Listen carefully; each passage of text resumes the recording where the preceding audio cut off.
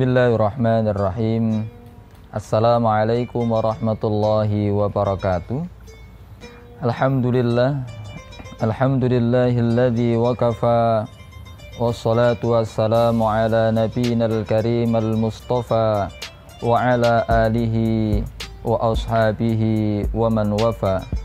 Asyhadu an la ilaha illallah wahdahu la syarikalah wa asyhadu anna Muhammadan abduhu wa rasuluhu la nabiyya wa la rasula ba'dah. Raditu billahi rabba wa bil islami dina wa bi Muhammadin nabiyya wa rasula. Rabbi zidni ilma warzuqni fahma. Amin amin ya rabbal alamin. Pemirsa Hikmah Senja rahimakumullah, alhamdulillah di bulan Ramadan ini kita masih diperkenankan oleh Allah Subhanahu wa taala untuk menambah kesempatan kita beramal dan juga memperkuat ibadah kita yang sebelumnya pernah kita kerjakan. Begitu pula bagaimana kita sebagai hamba Allah Subhanahu wa taala untuk diminta mengendalikan nafsu kita dengan sebaik-baiknya, dengan sepandai-pandainya. Bapak Ibu pemirsa Hikmah Senja rahimakumullah, ketika kita mendapatkan informasi tentang zakat, tentu erat kaitannya dengan amil zakat. Disinilah Allah Subhanahu wa taala kemudian memberikan mandat, memberikan amanah kepada amil untuk menjemput zakat. Sebagaimana firman Allah Subhanahu wa taala dalam surah At-Taubah ayat 103, Allah berfirman, A'udzu billahi minasyaitonir rajim. Khudz min amwalihim shadaqatan tutahhiruhum wa tuzakkihim biha wa shalli 'alaihim inna salataka sakanul lahum innallaha sami'un 'alim. Pemirsa yang dimuliakan Allah Subhanahu wa taala, ada kata kerja perintah yang Allah Subhanahu wa taala minta, khudz, ambillah. Wahai amil zakat, ambillah. Apa yang diambil? Min amwalihim, sebagian dari harta mereka. Orang-orang yang memiliki kemampuan untuk berzakat, maka jemputlah, ambillah hartanya yang menjadi hak para penerima zakat. Maka disinilah Allah Subhanahu wa ta'ala memberikan legitimasi yang kuat kepada amil zakat. Dalam Persyarikatan Muhammadiyah ada satu lembaga yang bernama Lembaga Amil Zakat Infak Sedekah Muhammadiyah, yang kita kenal dengan Lazismu.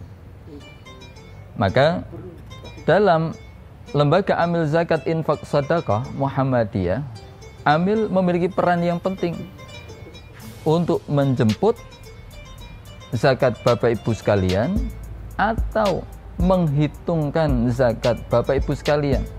Tinggal memilih yang mana.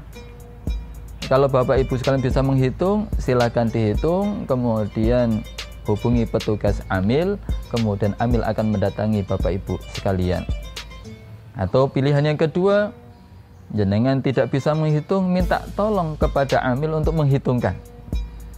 Maka disitulah akan ketemu kemaslahatan yang diharapkan untuk menuai ibadah yang diterima oleh Allah Subhanahu wa ta'ala. Maka Bapak Ibu yang dimuliakan Allah, amil tidak sekedar menjemput, tidak hanya sekedar menghitung, tapi ketika menerima itu pun mengingatkan tutahhiruhum wa tuzakkihim biha, bahwa zakat Bapak Ibu sekalian akan membersihkan harta yang dimiliki Bapak Ibu sekalian dan akan mensucikan hati Bapak Ibu sekalian. Maka disinilah kewajiban amil ketika menerima zakat dari Bapak Ibu sekalian kemudian mendoakan. Yang disunnahkan menurut Imam Asy-Syafi'i, ajarakallahu fima a'taita wa baraka laka fima abqaita wa ja'alahu laka tahurun. Indah kalimat doa ini. Kalau kita perhatikan, maka kalimat doa ajarakallahu fima a'taita. Semoga Allah memberikan pahala dari apa yang panjenengan berikan sebagai zakat. Wa baraka laka fima abqaita. Dan semoga Allah memberkahi harta Bapak Ibu, saudara sekalian yang masih tersisa di rumah. Kan masih banyak ini dibandingkan harta yang sudah dizakatkan. Masih banyak. Maka diminta oleh Allah, semoga harta yang tersisa itu memberkahi hidup Bapak Ibu sekalian. Dan doa yang ketiga, wa ja'alahu laka tahurun. Dan semoga zakat Bapak Ibu saudara sekalian itu menjadikan pembersih jiwa, pembersih dari segala kotoran yang berada pada diri kita, baik disengaja maupun tidak disengaja. Maka Bapak Ibu sekalian, amil tidak hanya mengambil, amil tidak hanya menghitung, tapi amil juga mendoakan. Setelah mendoakan, amil kemudian mencatat. Setelah mencatat, kemudian menyimpan harta Bapak Ibu sekalian dalam rekening yang aman. Setelah disimpan, amil kemudian merencanakan ditasarufkan kepada siapa saja dan untuk apa saja.